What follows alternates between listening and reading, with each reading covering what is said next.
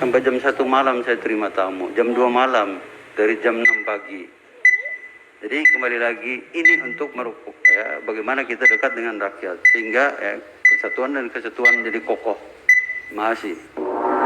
Baik, selanjutnya kami persilakan untuk paslon nomor urut 2 untuk menanggapi jawaban dari paslon 1.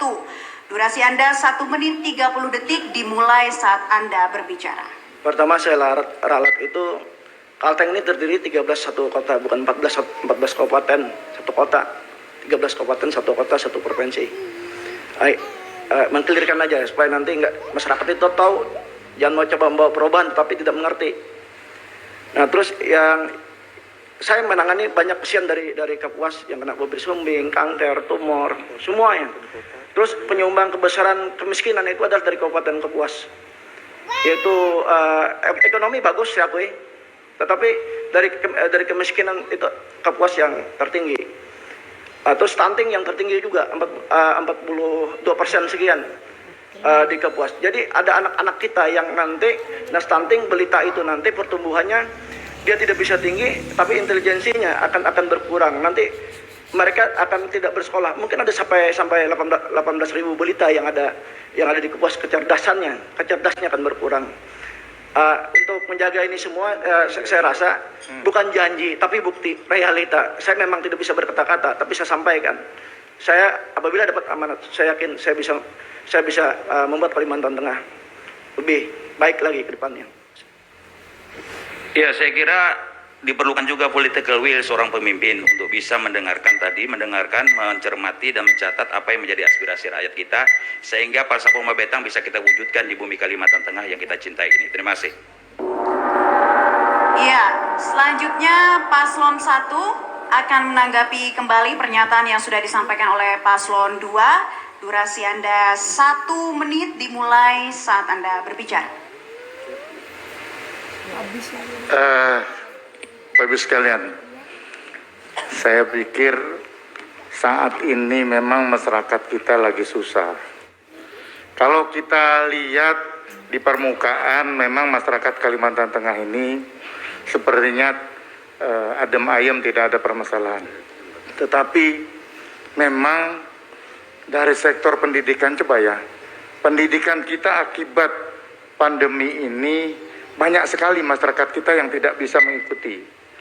Kalau masyarakat kita yang tidak punya handphone Android, kemudian sinyal nggak ada, nggak bisa sekolah. Terus kemudian banyak yang kena PHK, ada yang dirumahkan dan sebagainya.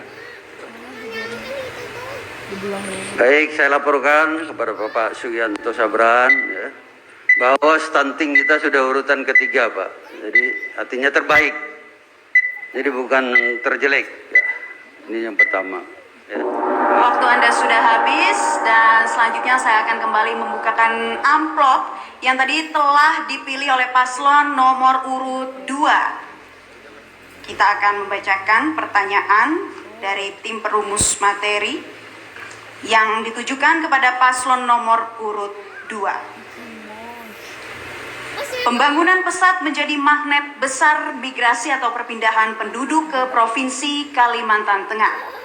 Bagaimanakah strategi paslon agar penduduk lokal, penduduk Dayak tidak tersisih dari akses pembangunan Tempun Peta Manane Sare, Kajang Bisa Puat, dan dapat hidup sejahtera berdampingan secara harmonis dengan masyarakat pendatang? Kami berikan kesempatan paslon 2 untuk menjawab. Waktu Anda 2 menit dimulai dari Anda berbicara.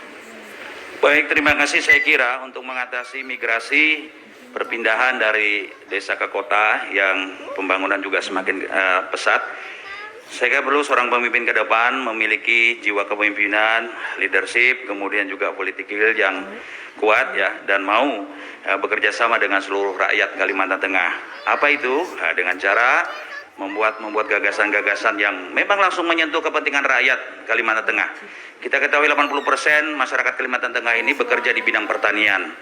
Nah, oleh karenanya saya kira Bapak Haji Sugianto Sabran adalah seorang calon yang juga selaku petahana. Beliau sudah juga membuat gagasan-gagasan yang brilian saya kira ya, dengan terbangunnya program ketahanan pangan nasional yang merupakan kepercayaan pemerintah pusat kepada pemerintah provinsi Kalimantan Tengah.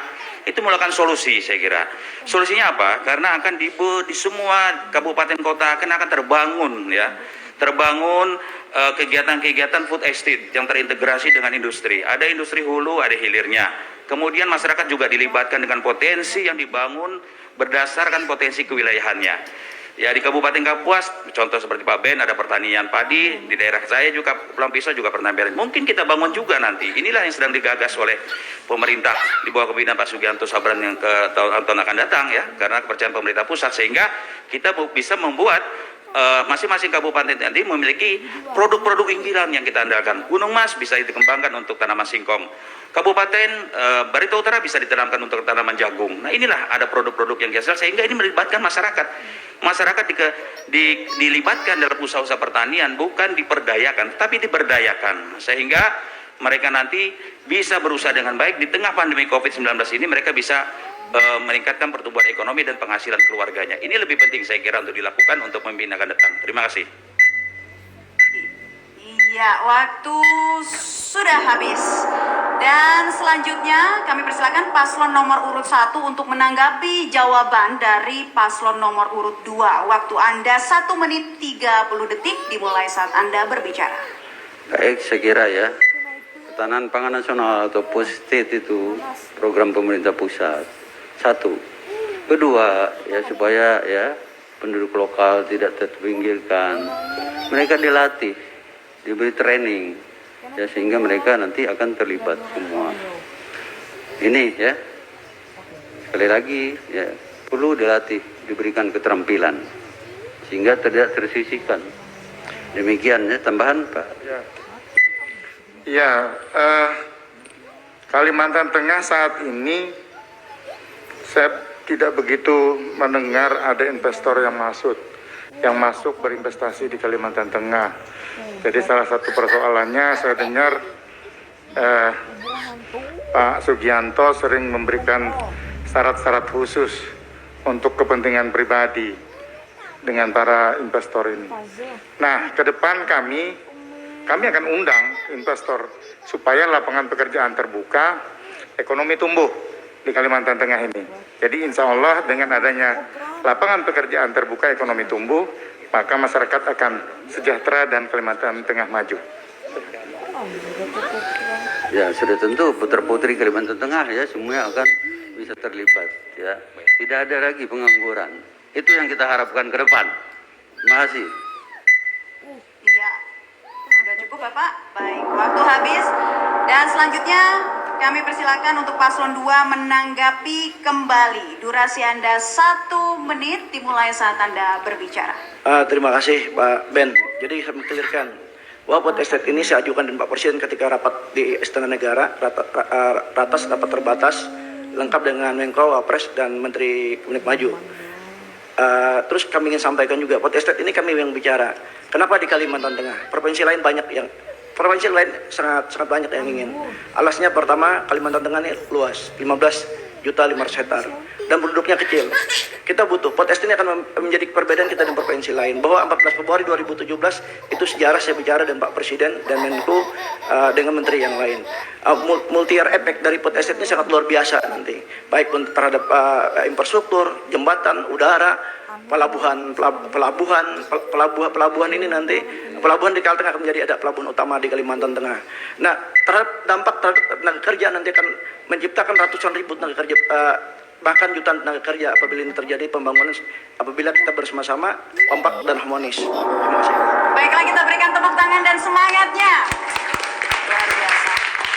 Baiklah hadirin dan pemirsa dimanapun Anda berada, segmen 2 telah usai, namun kami masih akan kembali di segmen berikutnya usai jeda pariwara berikut ini. Marilah sukseskan Di mana pada segmen ini menanggapi soal studi kasus. Masing-masing paslon diperkenankan untuk memilih satu amplop yang sudah disediakan di dalam kotak yang berisi pertanyaan pendalaman dari soal studi kasus yang disiapkan oleh tim penyusun materi. Kami persilakan terlebih dulu untuk paslon nomor urut 2 untuk mengambil amplop yang ada di dalam kotak. Silakan Bapak.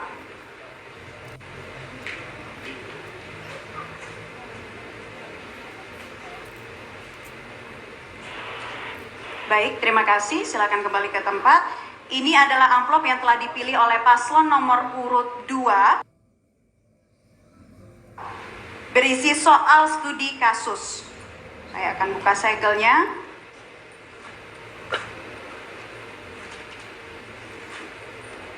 Dan saya akan bacakan.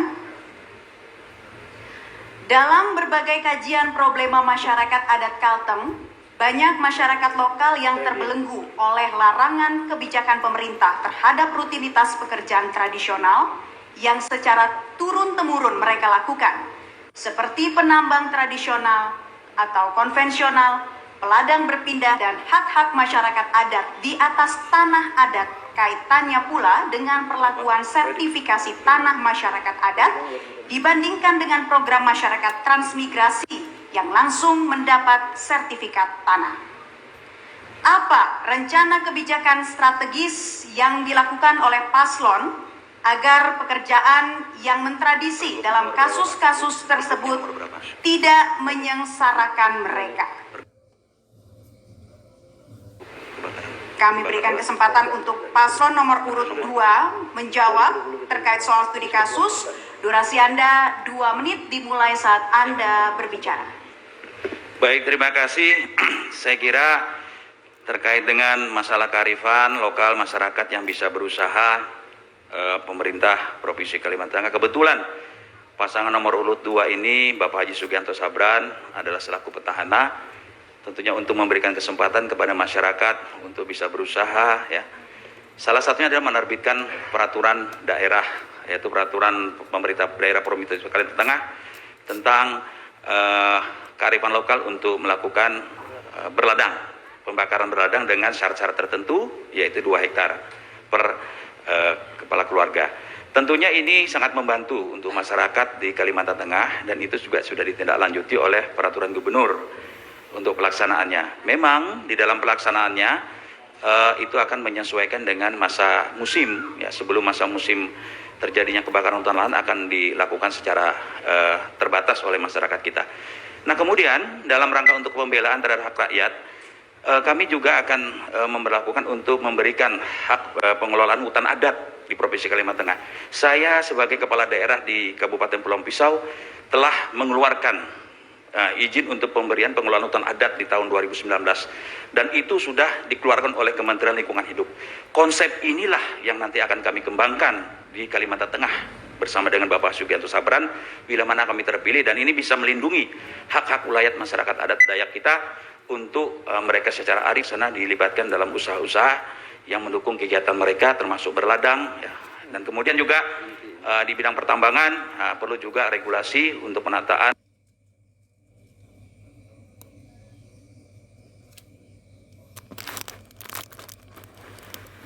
untuk wilayah pertambangan rakyat. Nah, tentunya juga harus disesuaikan dengan regulasi yang akan diberikan oleh pemerintah pusat kepada pemerintah kabupaten. Saya kira demikian tambahan dari kami. Terima kasih.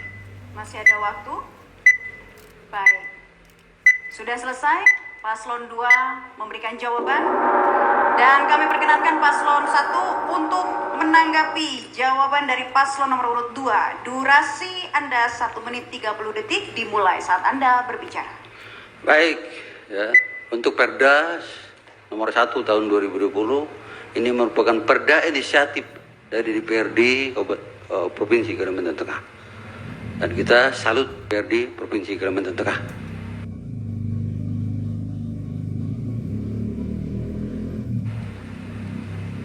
Kemudian yang kedua, tidak terdengar, ya, keberpihakan kita terhadap peladang tradisional, bukan peladang yang berpindah. Peladang tradisional, ya. Kalau di daerah irigasi kita berikan mereka pupuk untuk pembukaan lahan. Nah, ini perlu dipikirkan ke depan. Nanti Benujang, ya, akan membantu dalam hal, ya, untuk peladang tradisional ini.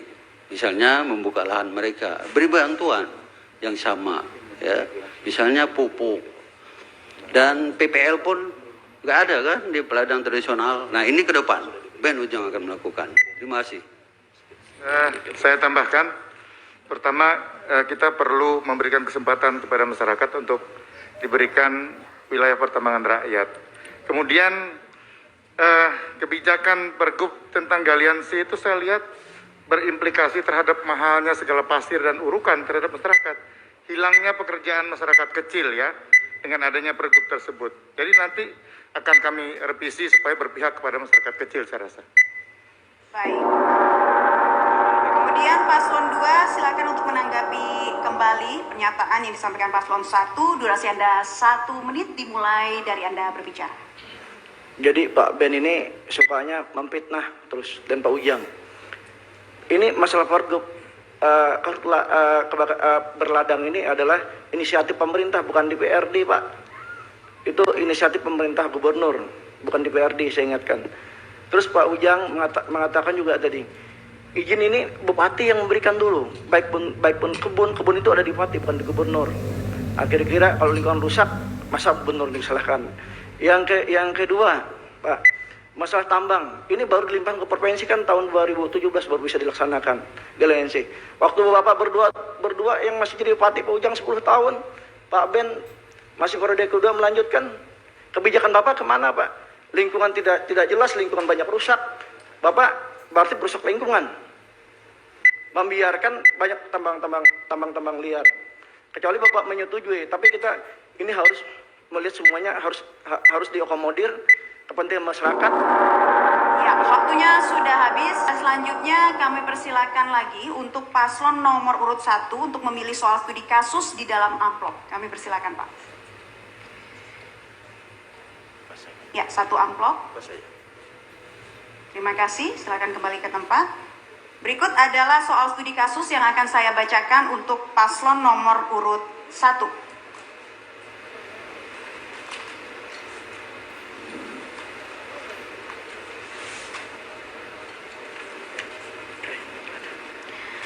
Kalau kita cermati sampai saat ini penyebaran COVID-19 di Kalimantan Tengah belum juga menunjukkan tanda-tanda terkendali, apalagi mengarah ke berakhir sama sekali. Apa sebenarnya kendala penanganan COVID-19 di Kalimantan Tengah? Dan jika Anda terpilih, apa strategi penanganan COVID-19 yang akan Anda terapkan? Kami berikan kesempatan untuk menjawab. Waktu Anda 2 menit dimulai dari Anda berbicara. Baik, pertama adalah ya memperkuat gugus tugas COVID.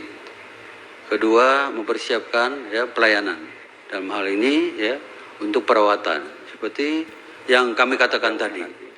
Rumah sakit penuh, kontrak hotel sehingga semua menampung pasien-pasien rujukan dari seluruh wilayah Kalimantan Tengah.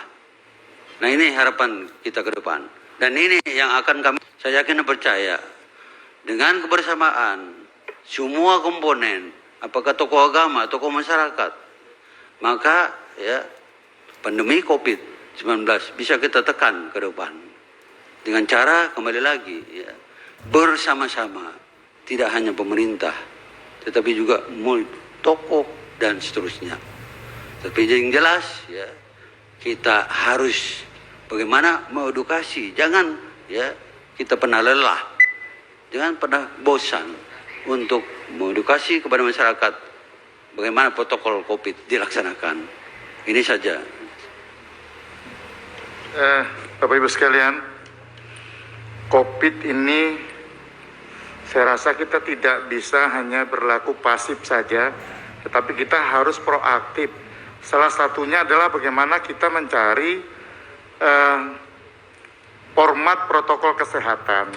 Jadi protokol kesehatan yang 3 macam yang saat ini itu memang perlu disosialisasikan secara masif di masyarakat. Kemudian setiap desa, kelurahan, kecamatan, bahkan kabupaten itu perlu ada sosialisasi sehingga kita bisa memutus mata rantai COVID. Nah, seiring dengan itu, jadi jangan sampai Pak Sugianto buat baliho sampai ke kampung-kampung jarak 50-100 meter banyak, tapi manfaatnya nggak ada, malah dipergunakan untuk kepentingan politik aja kami lihat di situ. Waktu sudah habis dan Dan selanjutnya kami persilakan paslon nomor urut 2 untuk menanggapi jawaban dari paslon 1. Waktu Anda 1 menit 30 detik dimulai dari Anda berbicara. Jadi Pak Ujang, maaf, punya Pak Ben itu mestinya di Kapuas Pak, tapi nyatanya kemana-mana. Perlu penanganan COVID di Kapuas. Ada interpelasi dari DPRD. Ada apa itu?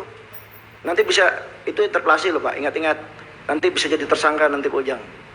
Sosialisasi, satu kita harus menangani sosialisasi dan edukasi. Terus melakukan pendekatan untuk sosialisasi dan edukasi kepada masyarakat bahwa pentingnya menggunakan protokol kesehatan. Pentingnya pakai masker, pentingnya mencuci tangan baik pun dengan air dengan disinfektan, terus pentingnya menjaga jarak, terus jangan berkerumun. Ini edukasi yang terus menerus sampai dari atas sampai ke tingkat RT.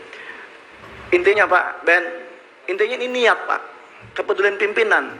Kalau angka COVID ketiga di Kapuas, apakah Bapak peduli Pak? Kapuas itu adalah bagian dari pemerintah Provinsi Kalimantan Tengah. Kematian 24 orang, Pak, ini nyawa manusia Pak, nggak bisa diamkan Pak. Bapak mestinya harus mengambil langkah-langkah lebih agresif, lebih masif. Tapi Bapak tidak bisa melakukan itu. Bapak itu bupati, bahkan tidak bisa koordinasi dengan kami cari selalu nggak ada urusan politik yang diurus karena masa politik pas COVID ini kemana-mana nggak ada di tempat, cuma wakilnya aja yang ada.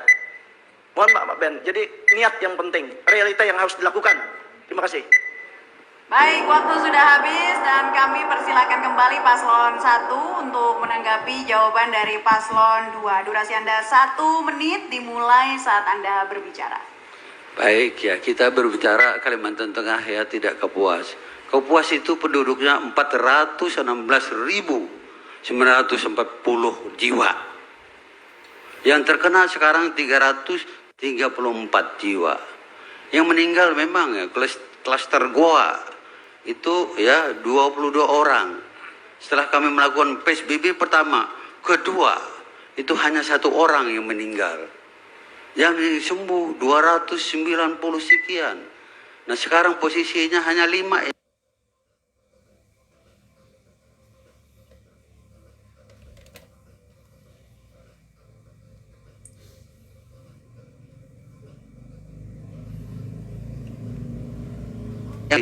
Dalam perawatan. Jadi saya pikir ya, dibanding dengan Palangkaraya penduduknya hanya 162 sekian, yang meninggal lebih dari 23 ya. Mungkin Bapak Ibu yang tahu ya, mungkin enggak 60 atau berapa gitu ya. Saya pikir penanganan di Kabupaten Kapuas sudah bagus ya, gugus tugasnya. Demikian ya, terima kasih. Ya, waktu habis, boleh kita berikan tepuk tangan dan semangatnya? Iya, ikut ini. Marilah sukseskan pilkada.